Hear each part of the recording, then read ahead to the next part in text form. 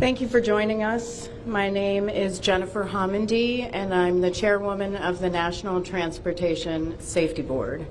The National Transportation Safety Board is an independent federal agency that's charged by Congress with investigating every civil aviation and serious accident and serious incident in the United States and significant events in other modes of transportation. I want to start by expressing our deepest condolences, our sympathies on behalf of the entire board for those who lost loved ones in this terrible tragedy. Our thoughts, our prayers are with you. Entire communities were affected, and we are thinking of you. With me today is Bryce Banning. Bryce is a senior aircraft accident investigator with the National Transportation Safety Board. He's also going to serve as our investigator in charge of this investigation. Also with me today is the entire board. We have Todd Inman, member Todd Inman. Todd is going to serve as the board member on scene, the spokesperson for this investigation. All of the board members will be here. We have Vice Chairman Alvin Brown, member Mike Graham, who lived in Wichita for 20 years, and we also have member Tom Chapman. The NTSB's headquarters is just a mile from here, and so we are all here because this is an all-hands on-deck event, and we're here to assure the American people that we are going to leave no stone unturned in this investigation.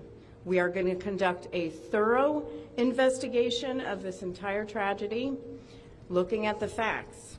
Now, with that, I want to level set. When we go to the scene, and we were here last night, we allow the responders to do their important safety mission, which in this case was search and rescue and recovery. We stand back to allow them to do their important safety mission. And so this, for us, is our first full day on scene with our entire crew coming together. We have about nearly 50 people on scene, and in addition to our resources back at headquarters in our labs and throughout the agency. So with that said, we are not going to get into specific facts in this press conference. I want to level set here. We're going to get into our investigative process. As we are able to confirm factual information, we will provide that. I do want to say this is a whole of government effort. I was able to brief, along with others, the President of the United States and the Vice President this afternoon. I want to thank them for their leadership, for their tremendous support of the NTSB, for our investigators, and for the responders that are on scene doing an important mission. I also want to thank Secretary Sean Duffy, who I was communicating with early on after we first got word of this tragedy. We've been working together throughout the day, along with his team at the DOT and within FAA. I also want to thank Secretary Pete Hegseth, who was also integral in working with us today. Chris Rocheleau, the acting administrator of the Federal Aviation Administration. We've heard from many members of Congress on both sides of the aisle, and so I will say this is a tremendous, one more time, whole of government effort. I also want to take a moment and thank the many, many responders that have been on scene. It has been an incredible effort. And I will have a full list that I will provide, that we will provide tomorrow, but I do want to thank them for all their work. With that, I'm going to turn it over to Member Inman for additional remarks.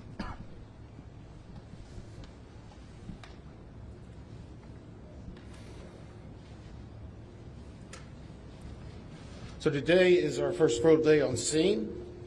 Our investigative team will be on scene as long as it takes in order to obtain all of the perishable evidence and all of the fact-finding that is needed to bring us to a conclusion of probable cause. Our mission is to understand not just what happened, but why it happened, and to recommend changes to prevent it from happening again. Since we're just beginning our investigation, we don't have a great deal of information to share right now. We will keep you informed by giving regular updates as we learn more. Our intention is to have a preliminary report within 30 days, and the final report will be issued once we've completed all of our fact-finding and investigation. Now, we will not be determining the probable cause of the accident while we are here on scene, nor will we speculate about what may have caused this accident. Today, we will be going and having an organizational meeting and establishing our parties to our investigation. We currently have the following parties that are already identified: PSA Airlines, GE Aerospace, Sikorsky, FAA, NACTA, which represents the air traffic controllers, ALPA, which represents the pilots, Army, AFA, which represents the flight attendants. The Transportation Safety Board of Canada will be an accredited representative under Annex 13 of ICAO. They will be supplemented by MHIRG as a technical advisor. They were previously known as Bombardier. The NTSB offers this party status to those companies, government agencies, and associations that have employees, activities, or equipment involved in the accident.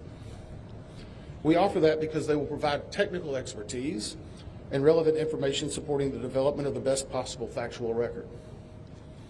Once they join this investigation, they are not permitted to release documents or talk publicly about the investigation without the consent of the NTSB. So I want to stress this. It is only the NTSB that will provide information related to this investigation, with one exception. Regarding the fatalities that occurred, that notification will be handled by the DC medical examiner. We will not be discussing fatalities or names. That will be handled by them as the proper authority. So we want to talk a little bit about our process. We will analyze the facts and determine the probable cause of the accident, and then issue a report of those determinations. I also want to talk a little bit about some additional people that are here with us, and they're very important to us, and that is our family assistance group. Later today, we will be briefing the families. We normally try to do this before a media event, but in this case, they're still arriving. Our family assistance specialists are already working closely with local officials and others to help assist them in their efforts to support everyone that's affected by this accident. And let me just reiterate what the chair said. A loss of life in an aviation accident is very unusual in the United States, and our heartfelt sorrow goes out to everyone that's affected. It affects us, it affects everyone around us. There are a lot of people hurting today. We will help find out what happened. We will do it factually, and we will do it accurately. As part of this, we are going to be standing up some specific working groups. Those working groups will be operations. They will be looking at the history of the accident flight and crew members' duties for as many days before the crash as appears relevant.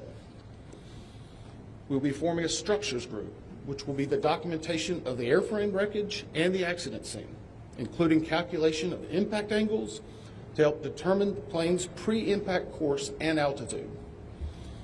We'll have a power plants group. They will do the examination of the engines and the engine accessories. We'll have a systems group.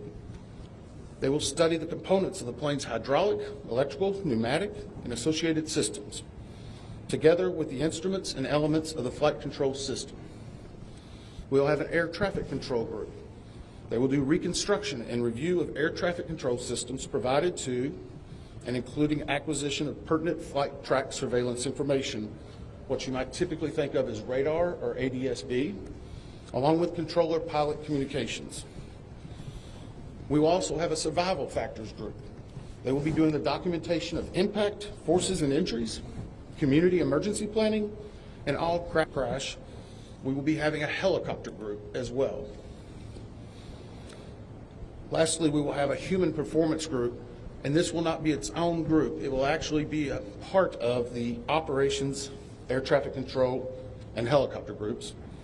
They will study the crew performance and all before the accident factors that might be involved in human error, including fatigue, medication, medical histories, training, workload, equipment design, and work environment.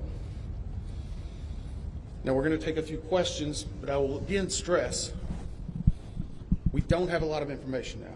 We will continue to gather that. We will try to release it as we can, but we will only talk about the facts of the case that we know right now. I'm going to ask, we'll call on a few people. I'm going to ask that you state your name and affiliation. James Matthews from the Sky News. So we heard from President Trump today talking about DEI hiring policies within the FAA and associating that with the cause of this accident. What do you say to that? Well, unfortunately, I didn't hear the remarks. I was briefing House and Senate members, but I believe, Chair, would you like to take that? As part of any investigation, we look at the human, the machine, and the environment. So we will look at all the humans that were involved in this accident.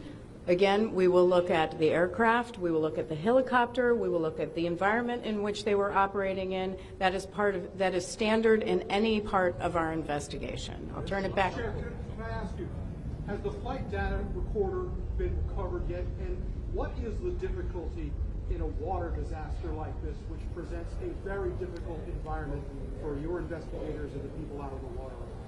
Well, the question was on the flight data recorders. And we have not recovered the flight data recorders yet. We know they're there.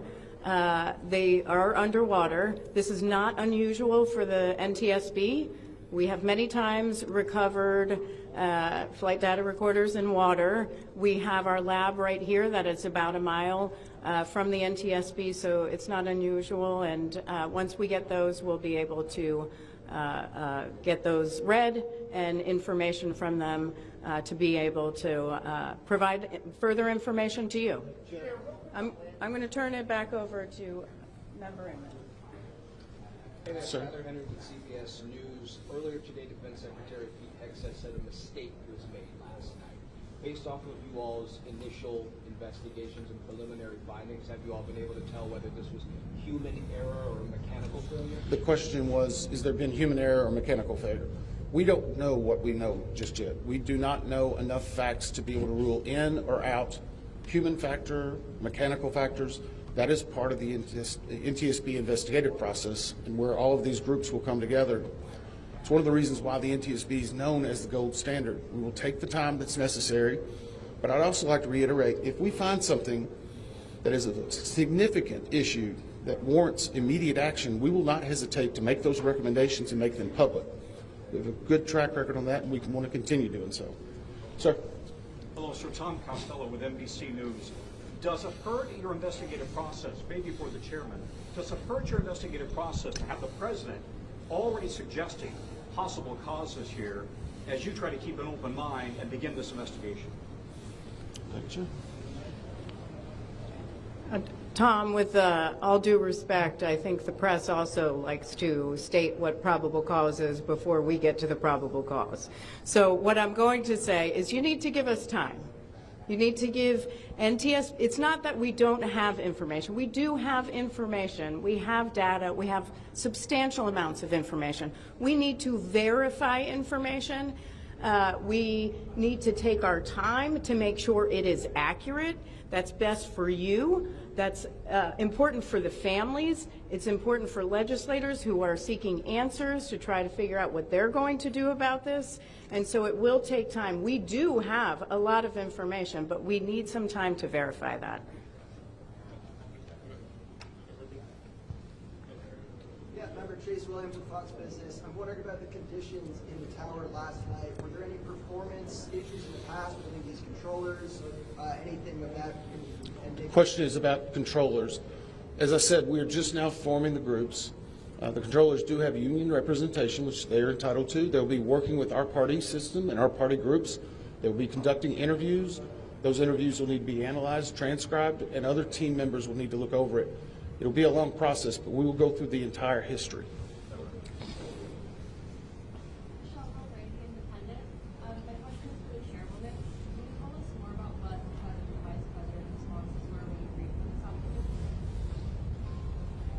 Sure. So the question was about my briefing for the president and the vice president. As is standard, we offer briefings on our process and what we know, and this was a briefing with the president and vice president and with Secretary Duffy and Secretary Hegseth and also the acting administrator of the FAA. There was discussion on what we know so far and our process, and that was about it. Madam Chairwoman, Stephanie Ramos with ABC News. Similar to Tom Costello's question, the President has stated what may have caused the crash, stating common sense. Does that affect your progress at all at this early stage? Yeah, so the NTSB, we conduct an important safety mission where we take a very careful approach. I'm sorry, the question was on speculating during investigations, which is we often hear about. What I will say is we look at facts on our investigation, and that will take some time. And at some point, we'll be able to provide that factual information, as Member Inman said, and provide that hopefully tomorrow. Hang on a second. Dave Shepardson from Reuters. Have you been able to retrieve the black boxes from the helicopter? Is the military deciding whether they're going to read those to the NTSB? And what about the ATC tapes? Have you guys been up? So the question was about black boxes, which are referred to as black boxes, which are typically orange. We have not recovered any of the boxes involved yet. We feel comfortable and confident that we will be able to. Right now, recovery of life is probably most important in those that were involved. I mean, there are still ongoing recovery efforts involving the fatalities involved, along with some debris is coming out as well. We will make sure that that perishable evidence is maintained. We have a great process for that.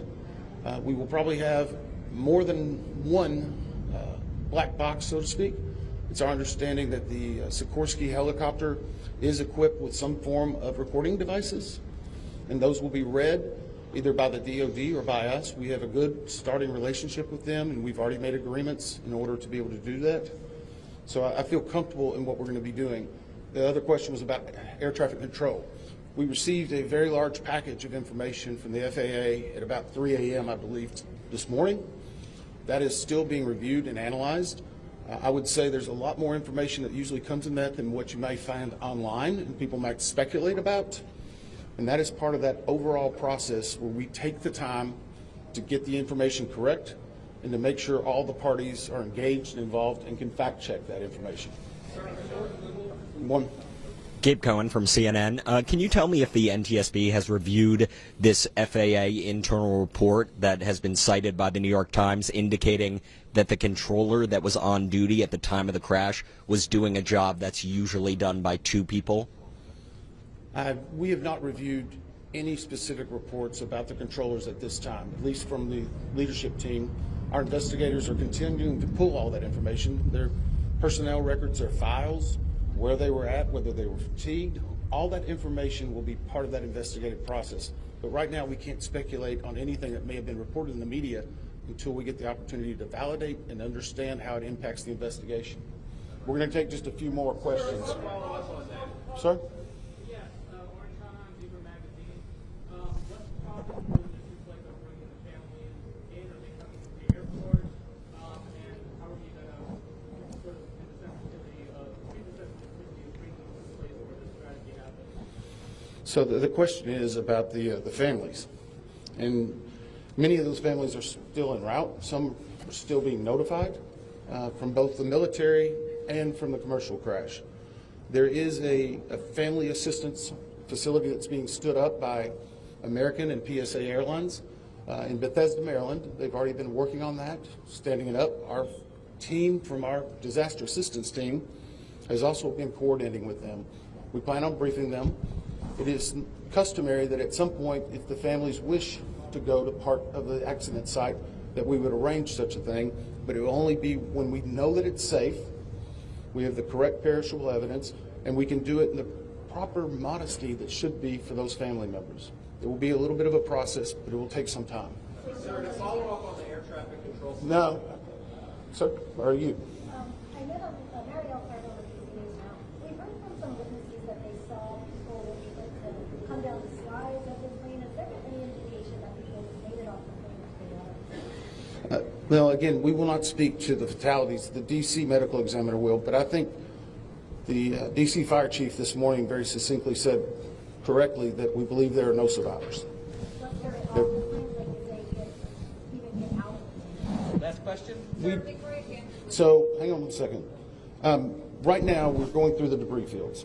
Nothing we've seen would indicate that maybe slides or chutes were deployed. It was a very quick, rapid impact, but we've seen nothing in that regard so far from the evidence we had, but we still need to verify all of that information. One more question? Jeff Cook, ABC News. Go ahead. Jeff Cook, ABC News. What do you know about the altitude of the helicopter at the moment of impact? And can you talk about the procedures for such helicopters in that area? The question was about the helicopter procedures. And in D.C., it's kind of a unique environment. We've been getting briefed more and more by the FAA. I'm not an air traffic control specialist, but they're actually helicopter zones, if you will, or tracks. And this one was transiting, I believe, from track 1 to 4 as part of their normal procedure. If you live in D.C., you see a lot of helicopters going down into this area. So there's a very well-defined system in that regard. As far as altitude, until we get the additional information, we can't validate or basically corroborate any of that until we get more of the electronic data and the data that's on the plane. I do want to clarify one question that also came about cell phones. You know, in today's age and time, a lot of electronics and other devices do contain a lot of different information. We've found on a number of our accidents that we actually are notified through a smartphone that may sense that. As part of our process, we will obviously treat all of the effects of the deceased with dignity. We are already starting to pull that information together. If we feel that it's necessary to find or pull some of that information, we will work with the families and make sure we do it in a manner that's respectful for them and their privacy. But right now, we don't have any plans specifically on that amount, on that area until we need to. Thank you very much. Thank you very much.